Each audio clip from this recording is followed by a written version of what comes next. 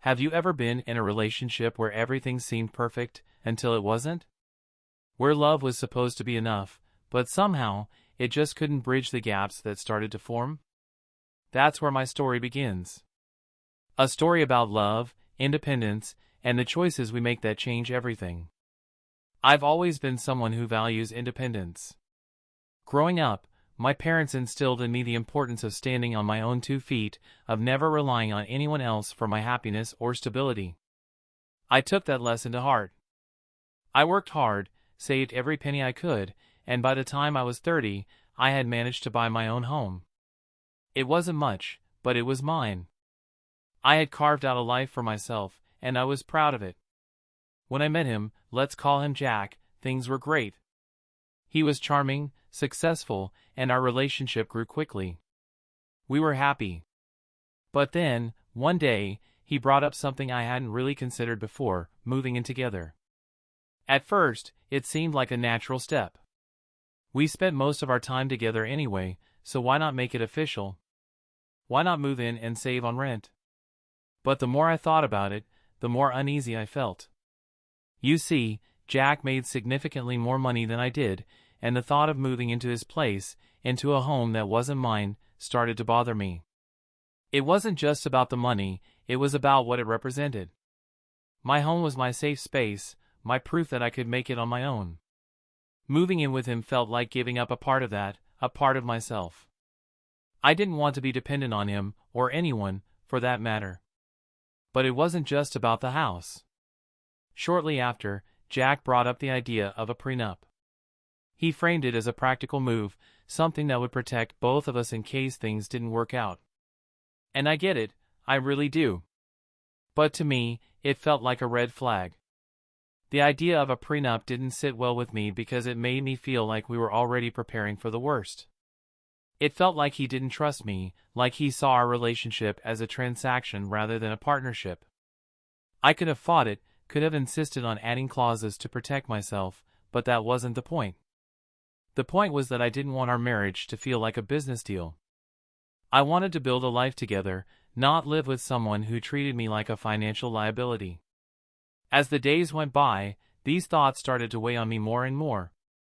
I couldn't shake the feeling that we were heading in different directions, that our financial values and our visions for the future were just too different. Every conversation we had about it left me feeling more alone, more like an outsider in my own relationship. And eventually, I knew I had to make a decision. So, I broke up with him. It was one of the hardest things I've ever done. I loved him, truly, but I couldn't stay in a relationship that made me feel like I was losing myself. The breakup was quick, clean, and absolutely heartbreaking. I expected it to be a process, something that would take time to fully unravel, but it wasn't. We had one final conversation, and that was it. It was over. After the breakup, I felt like I needed closure, not just with him, but with his family too. I had grown close to them over the years, especially his parents. They had always been kind to me, treated me like part of the family. So, I decided to say goodbye to them, to explain why I was leaving. When I sat down with his mother, I didn't expect the reaction I got. She was shocked, absolutely stunned by what I told her. She listened as I explained how the prenup made me feel, how it made me question my place in their family and in Jack's life. She was quiet for a moment, and then she said something that hit me like a ton of bricks. "These aren't the values he was raised with," she said, shaking her head in disbelief.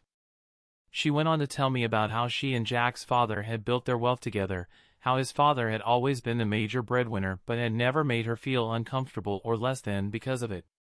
His parents had always planned to share their wealth with their children and whoever they chose to spend their lives with. In fact, she told me they had intended to give us a house as a wedding gift or offer us money to buy a house of our choosing. They wanted to make sure I knew that I would have been taken care of, that they wanted me to feel like an equal partner in the family. That conversation was a mix of relief and heartbreak.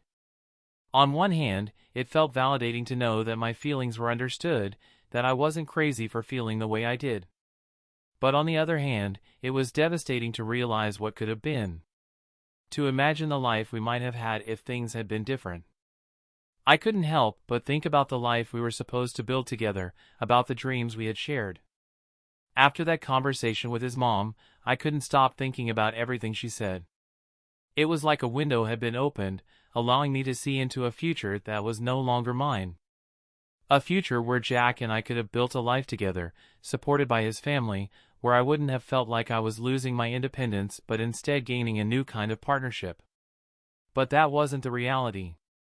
The reality was that Jack and I had drifted apart, and even if his parents saw me as an equal, he clearly didn't, or at least, he didn't know how to show it. So, with all these thoughts swirling in my head, I decided to talk to Jack one last time. I wasn't expecting anything to change, but I needed to hear his side of things, to understand where he was coming from. When we sat down to talk, I could see the tension in his eyes. He knew what was coming, and I think, deep down, he was just as torn as I was.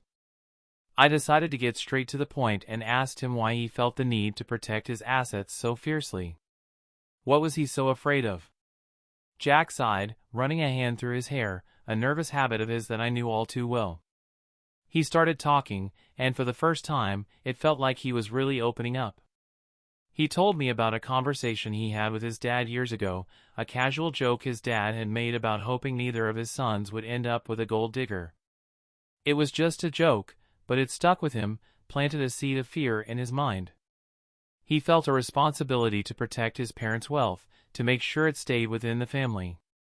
It was almost as if Jack didn't see himself as deserving of that wealth, so by extension, he didn't see me as deserving of it either.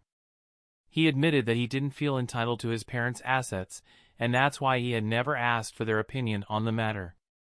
He just assumed that they would want him to protect what was theirs, and in doing so, he had shut me out. Then he said something that broke my heart all over again. He confessed that he had always felt like he was punching above his weight with me. That he was scared I would leave him because, in his mind, he didn't have much to offer besides his finances.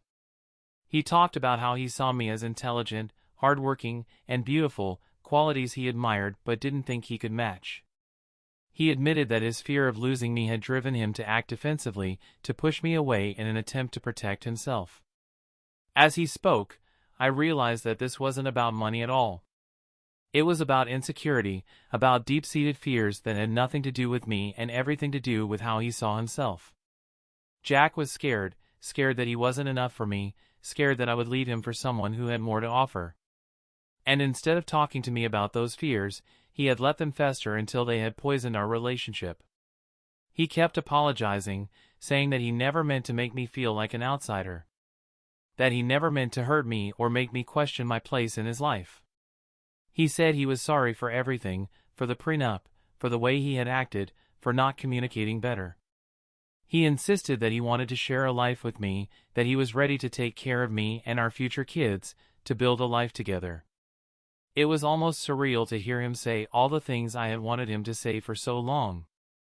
But as much as I wanted to believe him, to take his words at face value, I couldn't help but feel skeptical. After all, these were the exact opposite of the things he had been saying for months.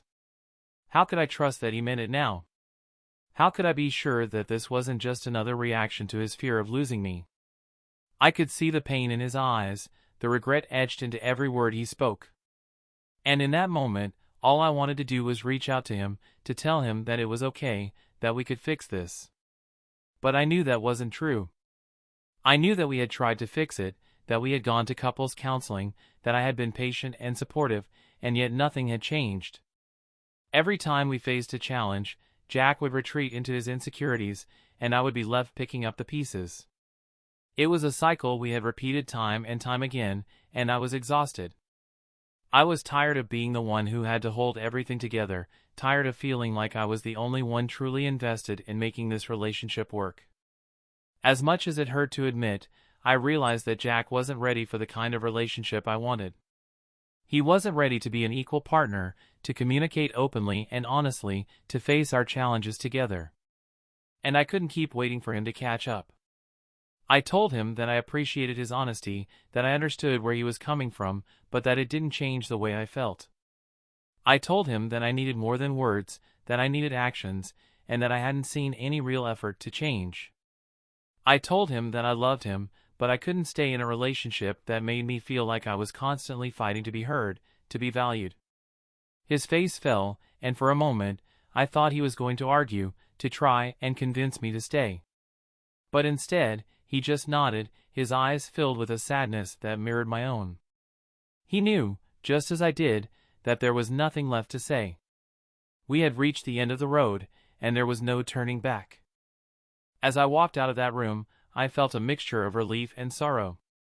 Relief that I had finally made the decision that was right for me, that I was taking control of my own life and my own happiness.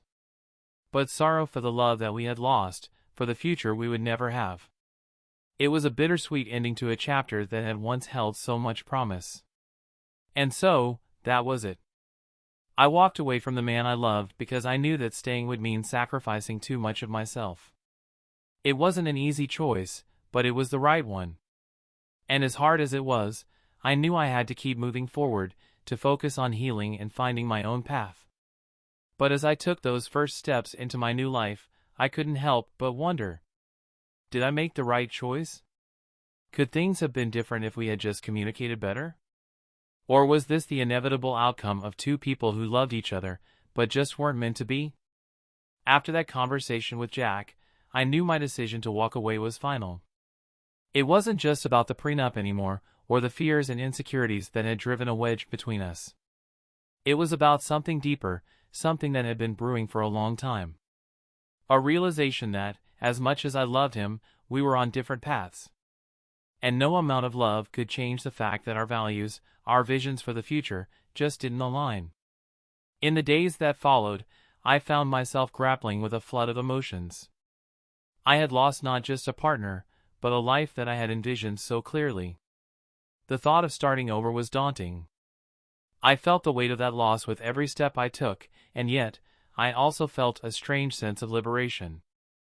For the first time in a long time, I was prioritizing myself, my needs, my happiness. It was tough, though, seeing other couples, watching friends around me get married, start families. There were moments when I questioned my choice, moments when the loneliness crept in and made me wonder if I'd made a mistake.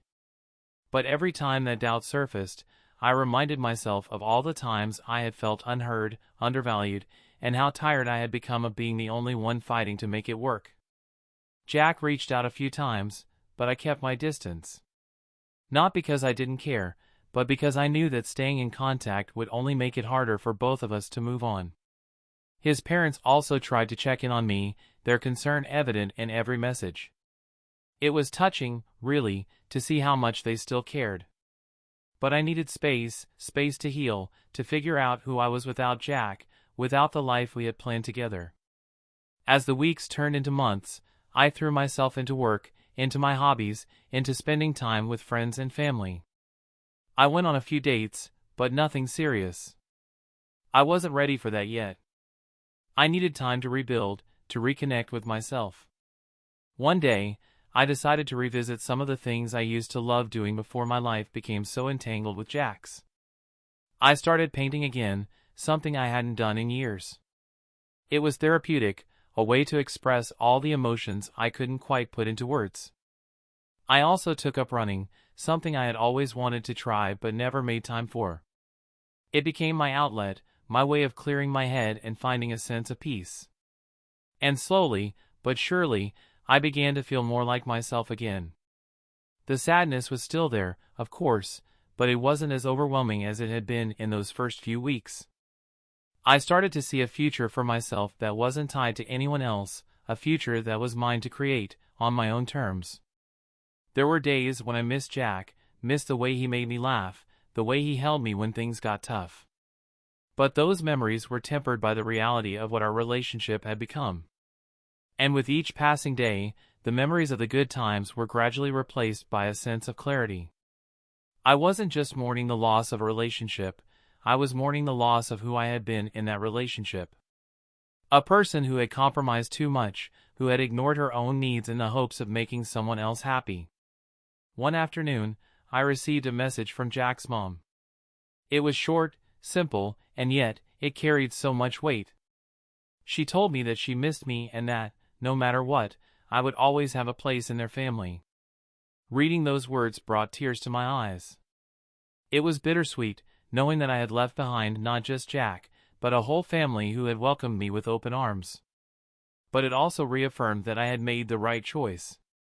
Even though things hadn't worked out between Jack and me, I hadn't lost everything.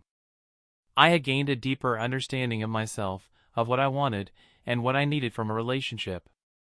As the months went on, I started to think about the future in a different light. I no longer saw it as a linear path that I had to follow, but rather as an open field, full of possibilities.